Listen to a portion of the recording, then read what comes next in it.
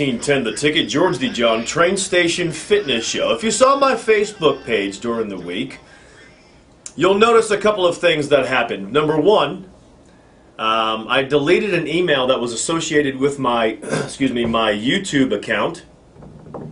And it's an email I never used, and I lost 407 videos, plus all my Google Analytics. So, if you're looking for any of the videos that are past shows, I'll have to promote this a couple of times. Go to 21daybodymakeover.com, C-O-M, couldn't put the dot in there. That's the new channel where all the videos will be loaded.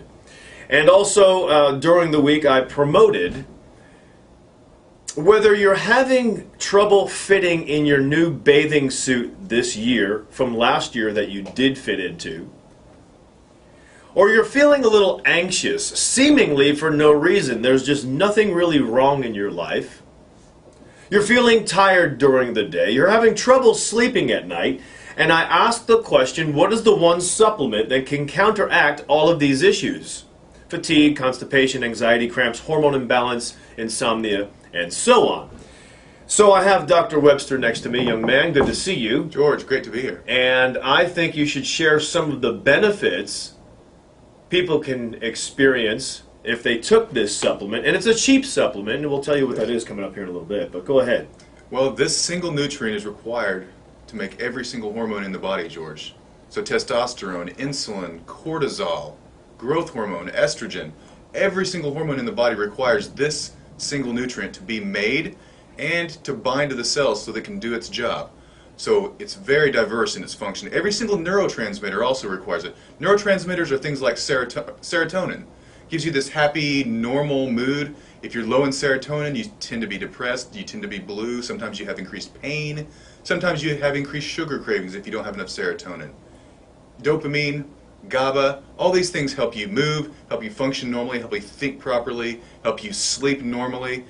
This single nutrient is required for all those things. It's required for your muscles to be able to relax. If your skeletal muscles can't relax, you'll get cramps, you'll get Charlie horses, you'll get pain in your muscles, a lot of tension like in your shoulders. You know those people that are always like, oh, I rub my shoulders are so tense. Sometimes it might just be because they can't relax those muscles because of a deficiency in this particular nutrient. And when they're getting a massage, the massage tends to hurt. More painful because their muscles can't relax. Right. Exactly. If the cardiac muscle can't relax, sometimes they'll have arrhythmias, or sometimes their heart might just start racing for no good reason. Could be because of this single nutrient. So if you're having trouble understanding why your efforts of exercise and eating well are going in vain, it may be due to this one single nutrient. What is it? Is it expensive? And how much do you take? We'll talk about that coming up next with Dr. Webster on the Train Station Fitness Show. 704 Sports Radio 1310 The Ticket. The Ticket. 711 Sports Radio 1310 The Ticket. George DeJohn and Dr. Jeremy Webster in the studio. We're talking about a nutrient today that is responsible for so many responses in the body that if you didn't have it, you'd be in a whole hell of a lot of trouble. Magnesium.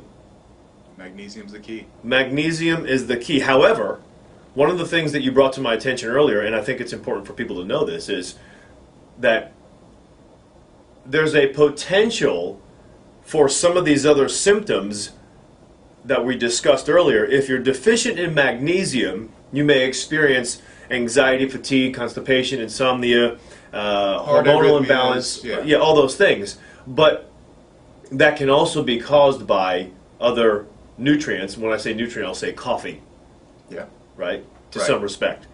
So let's get into some of the benefits of magnesium, and we'll discuss later the type of magnesium, how much magnesium you take.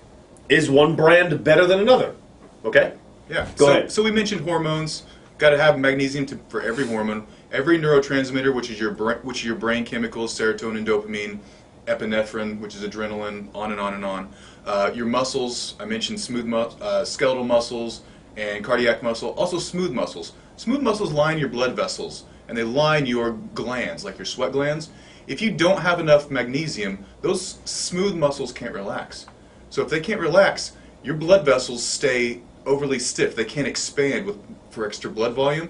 So that could be the underlying cause of high blood pressure. Just as something as simple as a magnesium deficiency could be the reason why so many people have high blood pressure. Now again, this is one of those things where we have to be clear that I'm not saying that magnesium deficiency causes all high blood pressure. I'm just saying it could be the cause of your high blood pressure. Like the doctor I had on last week, the medical doctor discussing his book, The Sobering Truth. He mentioned all alcohol can contribute to cancer. But the way he was stating it is that it causes cancer. And I stuck up for people who drink. And he said, well, and then he changed his tune because he didn't say contributes in the beginning. He was saying causes. Look at the studies and so forth. And then he changed his tune, so to speak, where he said can contribute to. Yeah, and maybe it does cause it. But that doesn't mean it's the only thing that can cause it. Right. Think of some of the other toxic chemicals that are out there right. that could directly cause it, even if you never had a sip of alcohol in your life. Right. Think of smoking cigarettes. They can cause it, but you don't have to smoke to get cancer. So there's a lot of things that could cause it. And that's what I'm trying to say here is a severe magnesium deficiency can cause high blood pressure just by itself. But there's a lot of other things that could cause high blood pressure even if you don't have magnesium. So let's just know that it's important. If you don't have enough magnesium, the smooth muscles around your sweat glands can't relax, so you might sweat excessively. Didn't you have a guy on a few weeks ago that was talking about excessive sweat? Did he talk about magnesium? No, it was Dr. Maris. He's a dermatologist. I don't know that he's going to know about magnesium to that extent. Okay. Well, I almost called in. I wasn't able to listen to the show, unfortunately. But I just well, wanted to go make ahead, that clear. because there's a couple of people I know that deal with this, and maybe they don't have enough magnesium. Absolutely. Well, you got to rule it out at least. I mean, Right. that's the first thing you should rule Right. out on almost any of these things because it's so easy. Neurological function. For your brain to work, for any of your nerves to work, you have to have magnesium. Now, what do you mean work? I'm sure there are a lot of people in Literally an work. office today who don't eat well, they have a horrible diet, but they're successful. You see people they're sitting behind a desk, they're a boss of many people, and they wind up being successful. Are they just pushing through by being just persevering and using their mind to get through a day? And is that enough? To some extent, yes. When I say magnesium deficiency, magnesium is required for brain function. Yeah. That's a fact. Every single cell requires it. No one is so deficient that they don't have any magnesium. Everybody has magnesium. If you don't have any magnesium, you're dead, period. So everybody has some. If you don't have enough to be optimal, your brain isn't going to function optimally because all of your brain cells aren't going to work as well as they should. So you might have an excess stress response. Your brain might fire things that aren't supposed to be necessarily, and your heart might race. You might have a stress response, on and on and on again. But your brain just can't work optimally, and your nerves can't work optimally unless you have optimum levels of magnesium. Digestion also requires magnesium. You can't move your bowels if you don't have enough magnesium. 325 at least enzyme processes in the body. That might sound a little confusing, but what it means is we eat food. We get protein and fats and vitamins and minerals. Those things that we eat, there's very few chemicals that we really need to eat, essentially. We have to convert those into thousands and thousands of other chemicals in our body. Almost every one of those processes requires magnesium to make that happen so that we can turn food into the chemicals that our body uses on a daily basis or on a every single second or millisecond. We have to make those conversions. And we know that it's required, and this ties back to the fat loss. Magnesium is required in at least 2 places to convert calories, either from body fat or from food, into energy.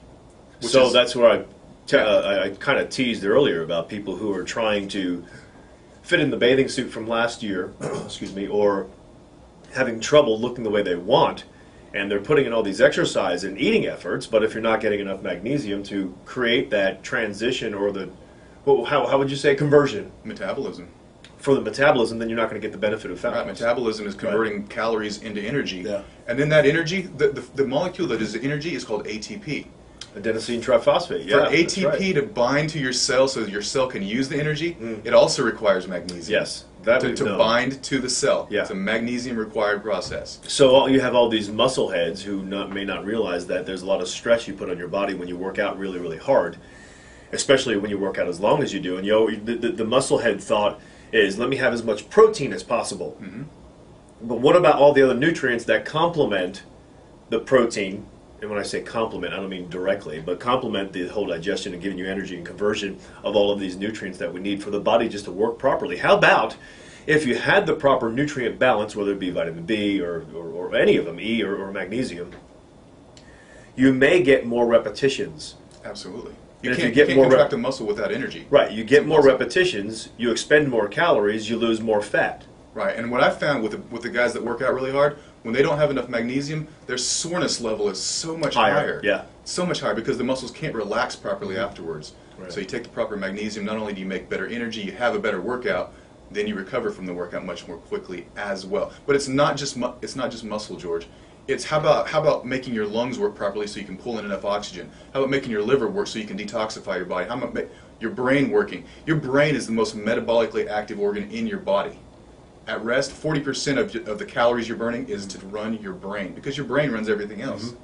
So we need magnesium to make the energy proper that your brain can use to properly function. Actually, Dr. Candace Pert might disagree with that. She might say that your brain doesn't run everything else. Your body might run your brain. You have to. I would agree with that. I'm being detailed here. 100% agree with that. Technical. The movement of your body, everything signals to the brain to make the brain work. Right. The brain then fires down to make everything in the body work properly. It's a back and forth. Have you looked into that book, by the way? I told you it's my new favorite book. I finished it. Molecules of Emotion. I don't know if I've read that one or not. It came out in '97, I believe. But boy, I've heard of it. You talk about this lady who's a pioneer and how she was disrespected. And how she was respected and also disrespected for taking what she felt and is thought of today as alternative therapies, you being a chiropractor, acupuncture, massage therapy, meditation, and she said how these should be complementary to conventional medicine and not be set aside and thought of as alternative. And when she began to do her research and come out with this information, the people who respected her started speaking poorly about her. So it's also an autobiography, and I was kind of bored with some of that, but because I wanted to get into the meat of what she spoke about. But she talks about the if you've got cancer, it's most likely psychosomatic. You brought it on by yourself. Psycho the mind, somatic is the body, right? Soma is the body. What if you get toxic exposure to benzene? No, what she's saying is you're a person who's bringing on disease yourself by your thought process. And she goes about it how you do get exposed to certain toxic people or substances or certain positions you take in life, job or whatever, because of your thought process about yourself.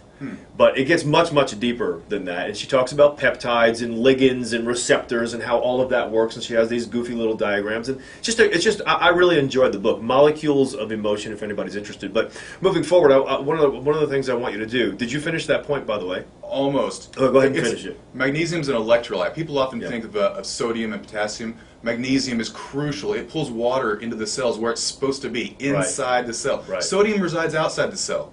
Magnesium's inside the cell. That's where you want the water, so you got to have magnesium. Let's not go further on that one for a moment. Let's just stick with that.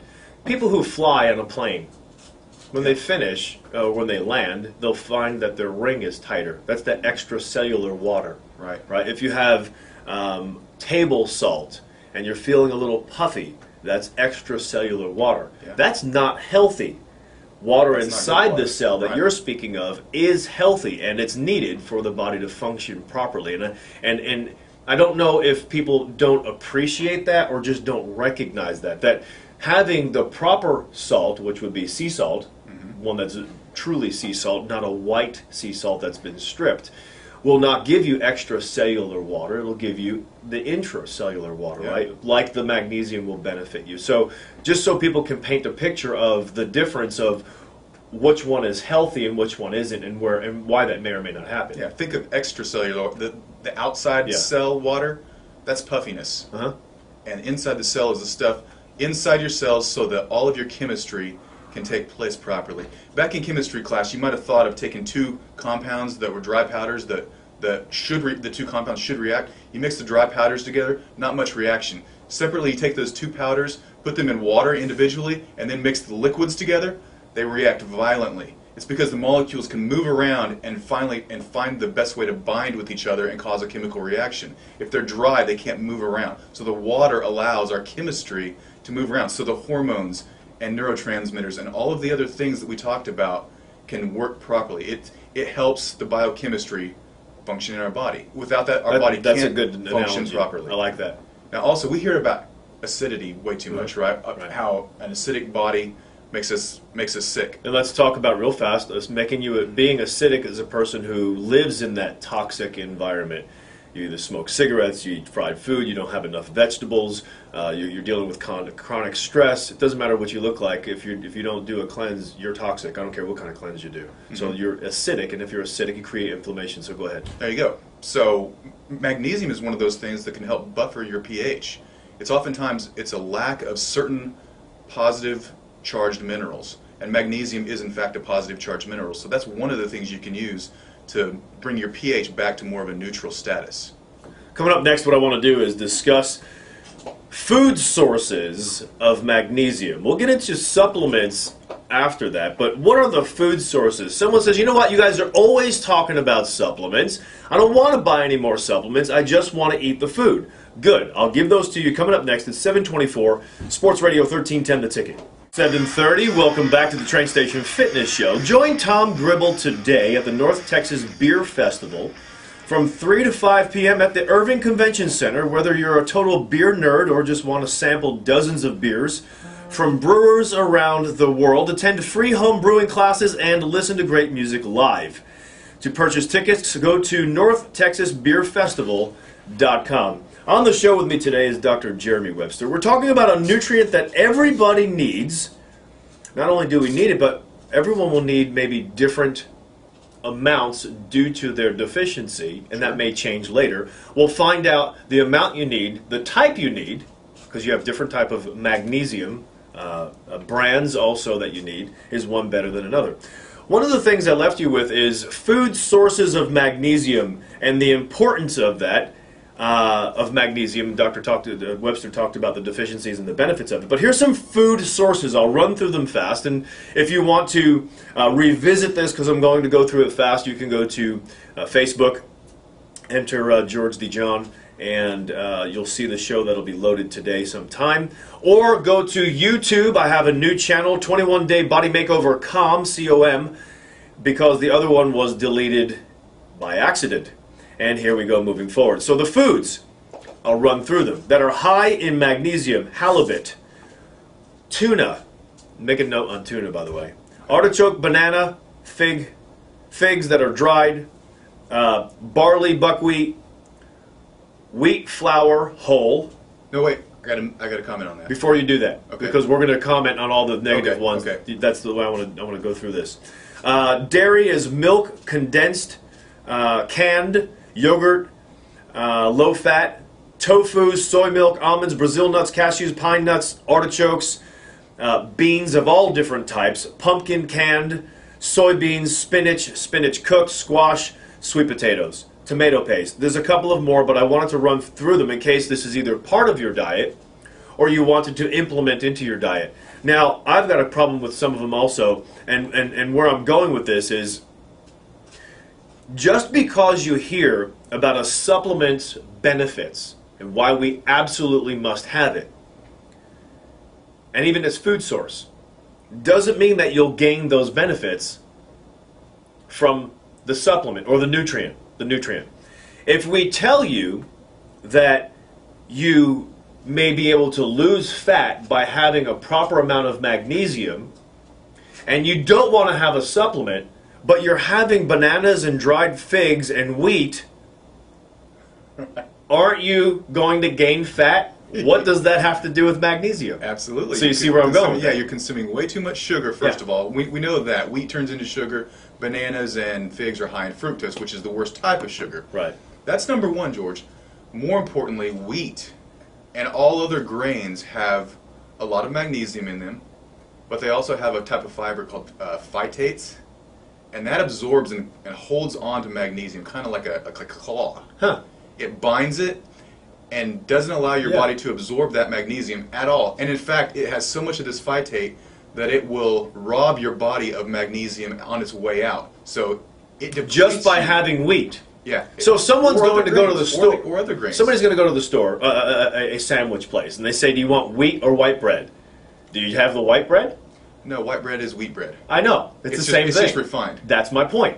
Yeah. They're both refined. They're both the same thing. One's darker in color. There's no difference. Now, if you have whole wheat bread, hold on, Dr. Webster, whole wheat is good for you because it's the first ingredient.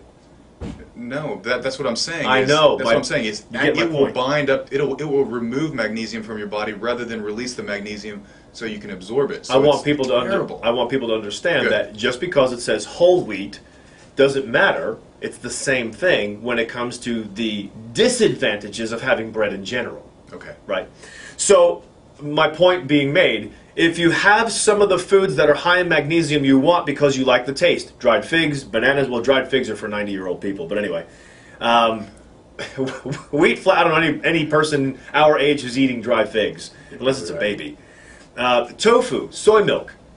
If you go to westonaprice.org, WESTONA price.org, you can click on all about soy products and the dangers of soy and read the research. You'll be there for about a week reading it, and you can recognize how soy is not in the best interest of your health. So what is my point about all of this? Eat some of these things, but know what you're eating that is good for you and that's not good for you, and certain things are not going to give you the benefits you're looking for. Moving forward. Let's talk about the dairy real quick. Go ahead. Dairy has some magnesium, yes, but it has a lot more calcium. Magnesium and calcium need to be pretty much in balance as far as our amount that we consume. To modern Paleolithic man, ancient man, caveman, ate about a 1-to-1, pretty close to a 1-to-1 ratio of magnesium to calcium. That's about what we really need. We're eating now, well, milk has about 1-to-7 ratio. Way too much calcium and also way too much phosphorus as compared to the magnesium. Well, So hold on. I want to get into this, magnesium. what you're saying right now. Someone's going to say, hold on. I need magnesium I need calcium for my bones. I need milk. Talk about the calcium in Right, milk. but there. there's also way too much phosphorus. Phosphorus causes you to pull the calcium out of your bones rather than put the calcium into your bones. And people need to know that. You don't gain the calcium from milk that you think you do. It's a marketing promotion. Right, and the more milk you drink, the higher your risk of hip fractures. That's been proven in a Harvard study. The women who drink the most milk have the most fractures, not the least. Now, why hip? Because they've fallen? Couldn't it be elbow, That's wrist, going to be shoulder? Of course, it's going to be all types. Exactly. But that's specifically what they were measuring is the incident because hip fractures are so dangerous. That's what they were measuring in this particular study. Will you do me a favor and get into something I think people would be, and I know you touched on this earlier, real compelled to hear with magnesium? Thyroid, its impact on thyroid, and also testosterone. Okay, we learned briefly, I just went over this quickly, that magnesium is required for every single hormone to be produced in the body. Thyroid is a hormone.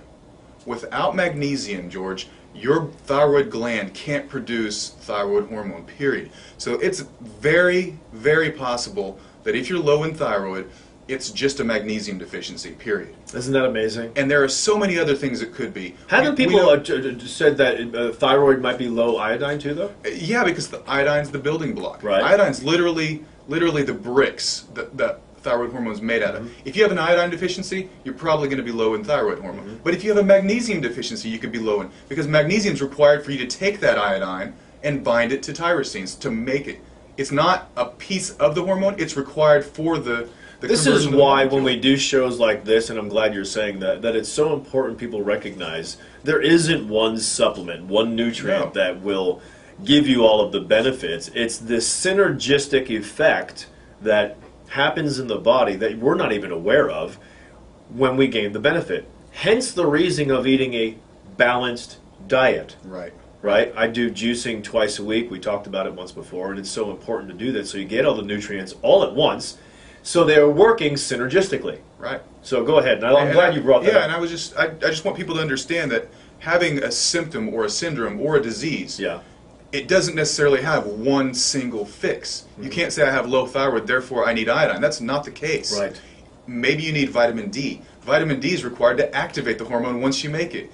You need selenium and you need zinc to activate the hormone as well. So it could be a whole number of things that could potentially be the cause. We need to figure out which one is the cause. Testosterone also, that's another hormone.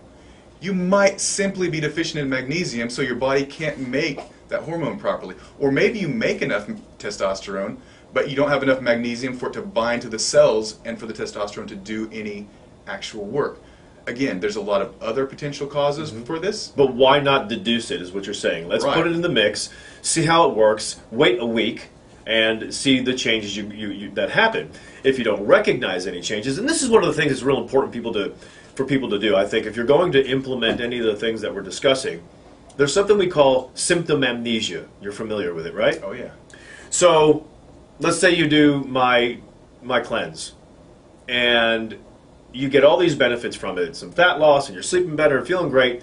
After the 21 days, yeah, you're feeling good, but if you begin to go back to an old way of eating, you'll forget the symptoms that you experienced, which made you start this process in the first place. And someone asks, well, what did you have before you did the cleanse? Or any nutrient, I don't care what it is. And you may forget or only remember a couple of them. Mm-hmm. So it's important to write down in a journal everything you're experiencing and why you're about to start whatever the protocol is. Right. Supplements, medication, I don't care what it is. As I've gone on with my practice, people think I would become more and more technical, more and more advanced. What I've become is more and more simplified in my approach. What I've found is, yes, everybody's unique, but somebody might come in and they might have 30 different symptoms to start out with. Right. And what I tell them is, let's start you on basics. Let's make sure you have plenty of magnesium, plenty of vitamin D, plenty of your B vitamins, basic things. Let's get you exercising right, eating right, and then let's talk in a couple months.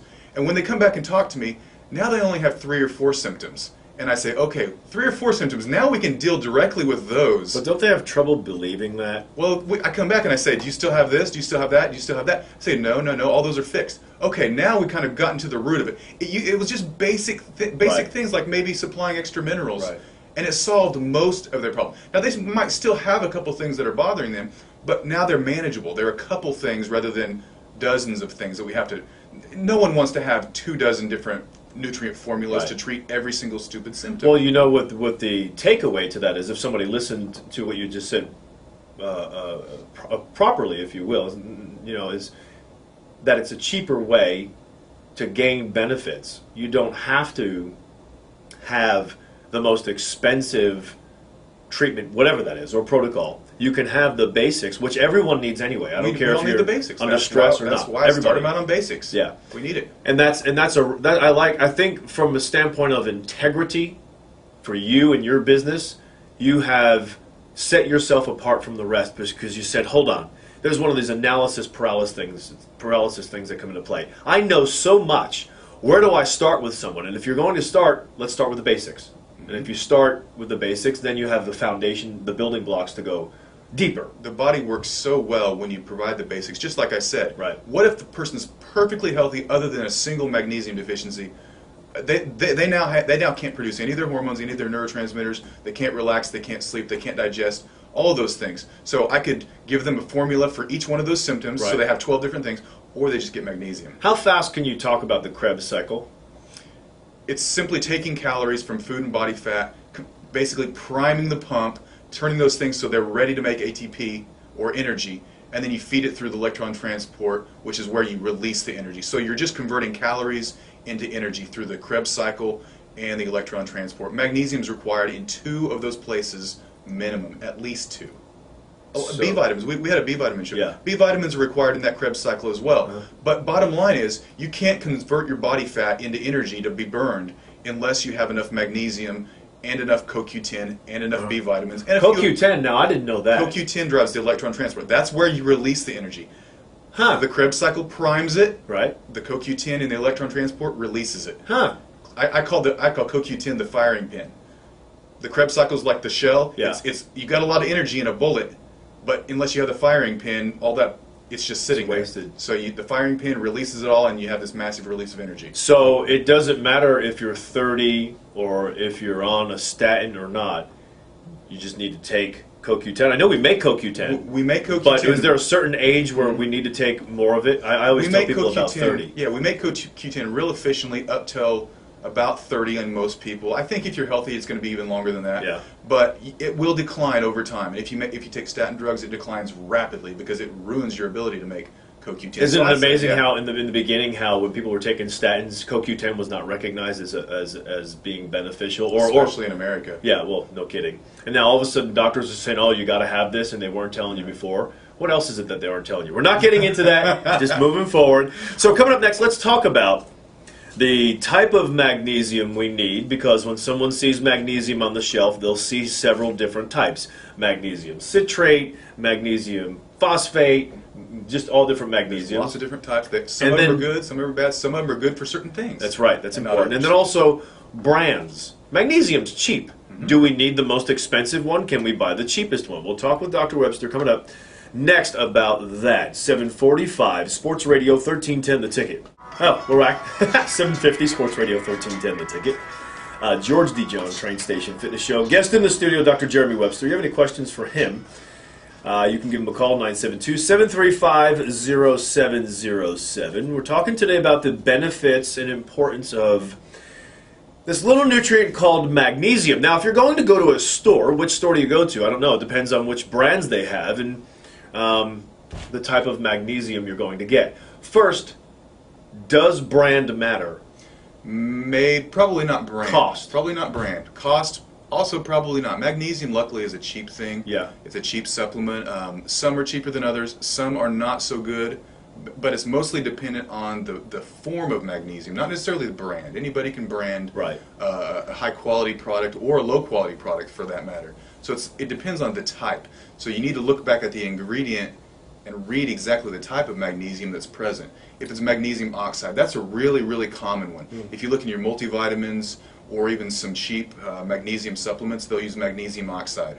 It's a terrible form of magnesium. We don't absorb it won't well. say it on the front, it'll say it in the ingredients. Right, in the back. ingredient. It'll just be magnesium on the front. Right. But in the ingredient list, it'll say magnesium oxide. Right. Terrible. We can't absorb it. We have to have adequate stomach acid or we won't get it at all.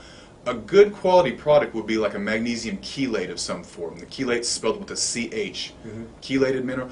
What that means, and this just goes back to how we absorb magnesium from food, is we absorb magnesium from food best through products that are high in protein sources. You talked about all the different nuts and seeds and the halibut and the tuna and even in beef and chicken. You get a lot of those things because the magnesium is bound or chelated to protein or some piece of protein. And that's what we need to get our supplements from as well.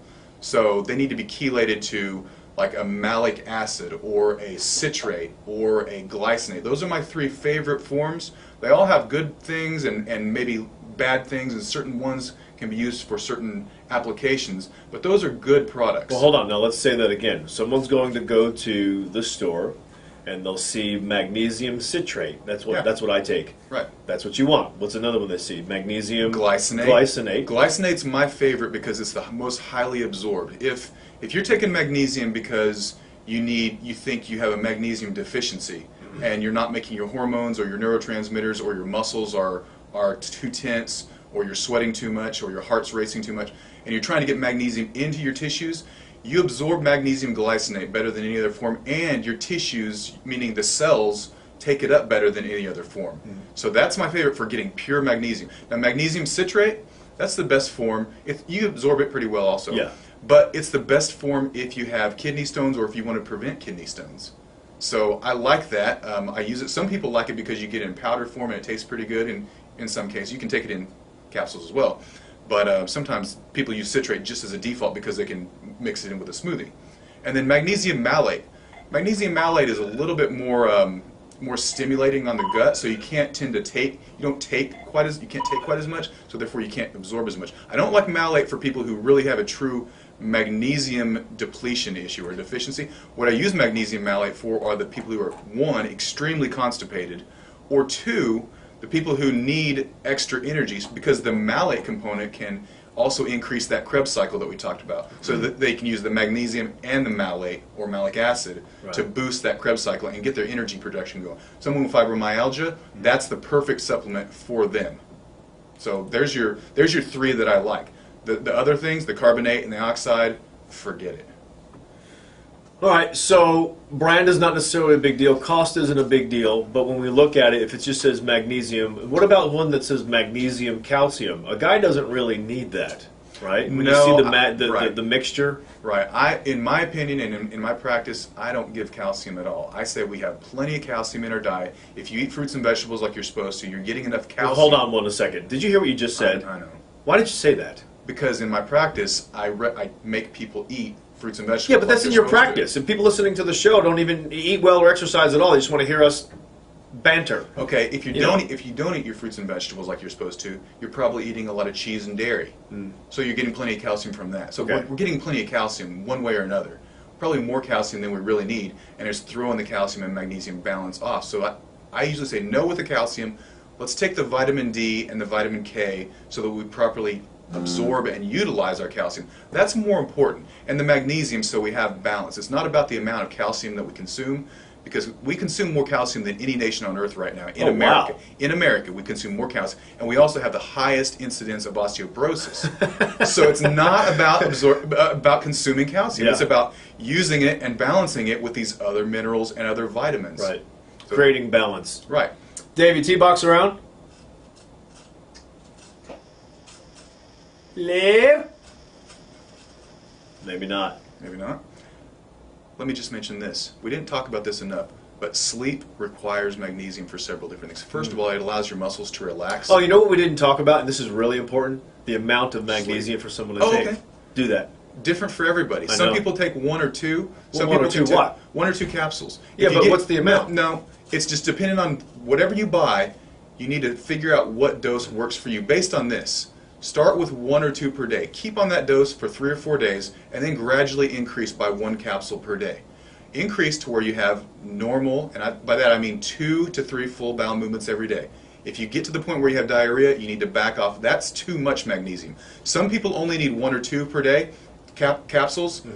Other people need as many. I have a patient that takes 12 a day. Oh my Just God. because she's so depleted. And after a while, she starts backing off from Yeah. there. But that's what she needs now. When you back off, if someone's, let's say someone gets to 800 milligrams per day, they all of a sudden they have diarrhea. Do they back off by 200 milligrams? No, just back off by 1 capsule, and that should solve it. As long But, as you don't. but the capsules are different values. As long as you do what I said and go up by 1 capsule every 3 or 4 days, Right. you won't hit diarrhea unless you're only 1 capsule over the limit. I see. So just back off by 1.